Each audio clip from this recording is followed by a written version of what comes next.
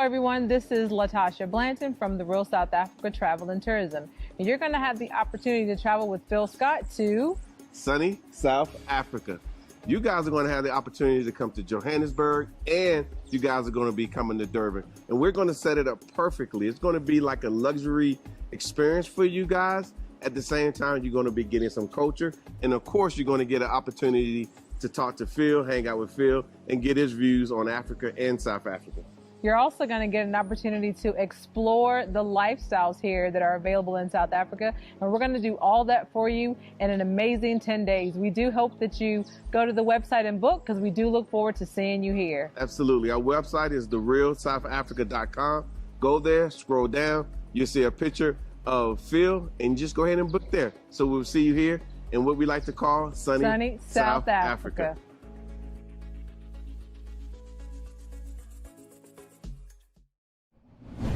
On May 7, 2019, a white woman by the name of Hannah Payne thought that she would use a play out of George Zimmerman's playbook.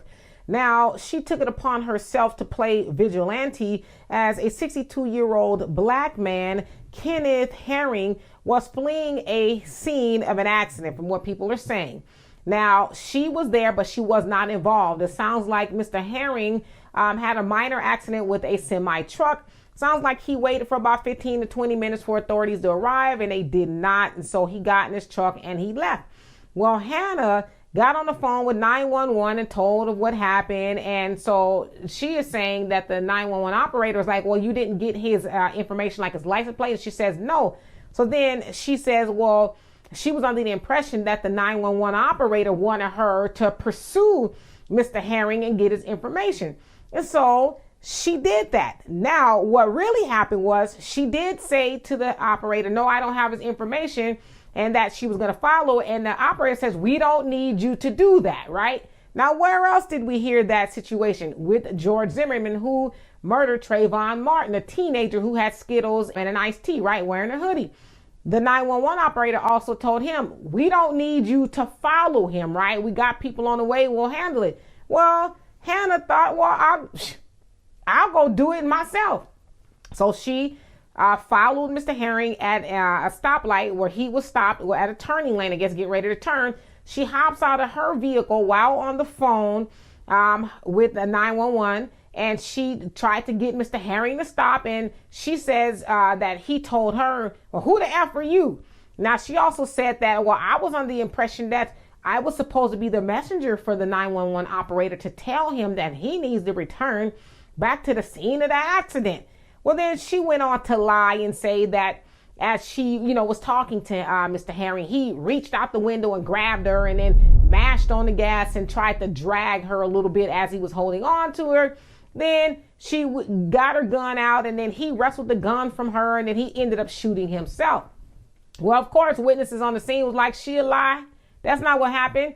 She followed this man down, hunted him like she was the police officer or George Zimmerman's daughter or something, and gave him a command, get out of the truck, and threatened to shoot him twice, which in fact she did shoot him to death.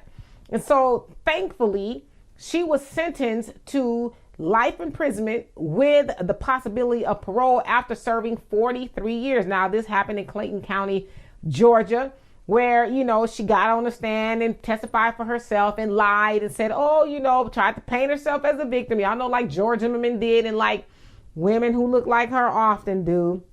They try to paint themselves as the victim. I was just doing my civic duty, because I guess she said she was trying to do a citizen's arrest, like George Zimmerman said he was trying to do, right? Now, y'all know that she thought she was fully going to get away with it. Oh, I was in danger. I was trying to do my civic duty by stopping this man. But they actually said that, and the officer that was on the scene, I guess, that showed up, said, well, it sounds like he was having a diabetic coma, or, he was in some sort of diabetic shock, rather, not a coma.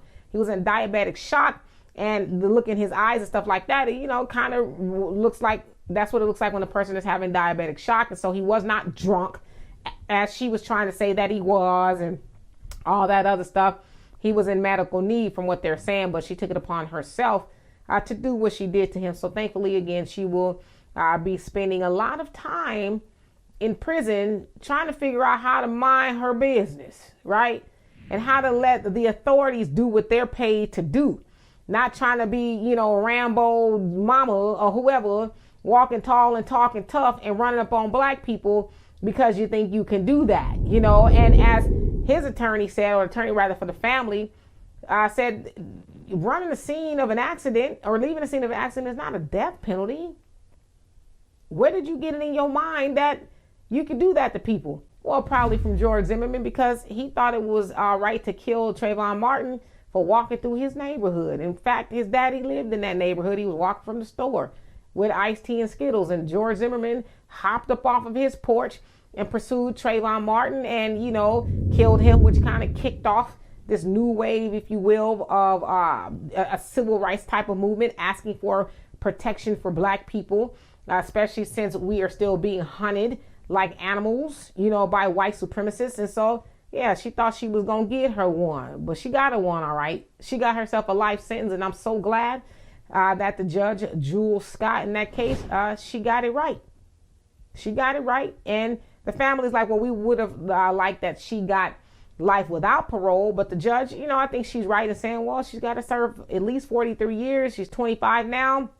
That'll be roughly when she's almost 70. So her good years will be gone or spent behind bars or whatever, so I'm glad with the sentence. So anyway, y'all tell me what you think of that. And for more insightful commentary, please subscribe to this channel and my channel,